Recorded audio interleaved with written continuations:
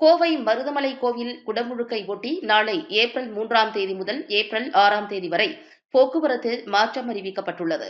கோவை மருதமலை சுப்பிரமணிய சுவாமி கோவிலில் ஏப்ரல் 4ஆம் தேதி குடமுழுக்கு நடைபெறுகிறது. எனவே ஏப்ரல் 4ஆம் தேதி மதியம் 2 மணி முதல் ஏப்ரல் 6ஆம் தேதி இரவு 9 மணி வரை போக்குவரத்து மாற்றம் அமலில் இருக்கும் என கோவை மாநகர போலீசார் தெரிவித்துள்ளனர்.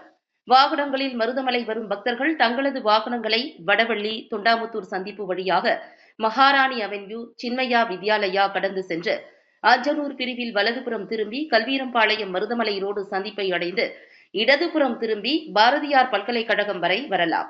இந்த இடம் வரை மட்டுமே பேருந்துகள் மற்றும் வாகனங்கள் அனுமதிக்கப்படும். அங்கிருந்து மலைக்கு மேல் வாகனங்கள் செல்வதற்கு அனுமதி இல்லை.